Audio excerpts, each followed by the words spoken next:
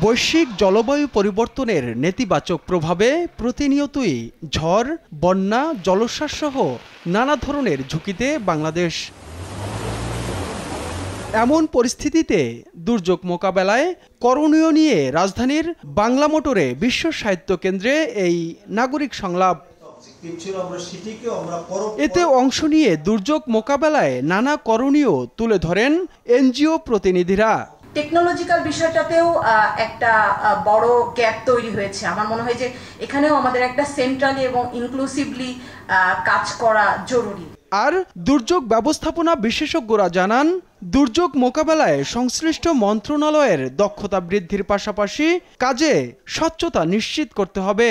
দুর্যোগ ব্যবস্থাপনার যে ডিডিএম যেটা, এটা একটা টেকনিক্যাল হাব হতে হবে।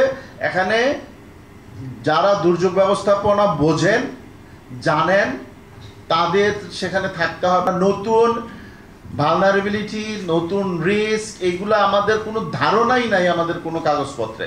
ঘুরে ফিরেই আসতেছে আমরা দরিদ্র মানুষকে টিয়ার কাবিখা দিব, কিছু খয়রাতি দিব, 2টা টিন দিয়ে দিব, হ্যাঁ, আমাদের দুর্যোগ ব্যবস্থাপনা কন্ট্রোল, আর তারপরে খালি মাটি কাটার কাজ করব। আমাদেরকে আজকে ডিসেন্ট্রালাইজেশন বলেন বা প্রফেশনালিজম বলেন, আমাদেরকে যেটা নজর দেওয়া উচিত, দ্য মিনিস্ট্রি অফ ডিজাস্টার ম্যানেজমেন্টের allocation of business and SOP. আপনি চিন্তা করেন, ওয়াজ মাহফিল, পূজা, এইগুলোর জন্য দুর্যোগ ব্যবস্থাপনা মন্ত্রণালয় থেকে বরাদ্দ দেওয়া হয়। কেন? আমাদের তো ধর্ম মন্ত্রণালয় আছে। আমি দেওয়ার বিরোধিতা করছি না, এটা ধর্ম মন্ত্রণালয় থেকে যায়। রাজনৈতিক সদিচ্ছা, তহবিল বৃদ্ধি, স্বেচ্ছাসেবক বাড়ানো এবং এনজিও সহ সব পক্ষের সমন্বয় জরুরি বলেও জানান বক্তারা। আমার এক্সপেরিয়েন্সে যেটা দেখতেছি, we are more vulnerable than 20 years ago.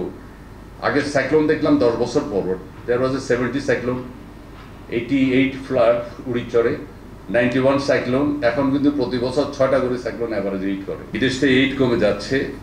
আমরা যদি আবার ভলান্টিয়ারিজমটা দেখতে পারি কিনা, লোকাল ফান্ড রেজিংটার কথা আমরা আবার চিন্তা করতে পারি কিনা।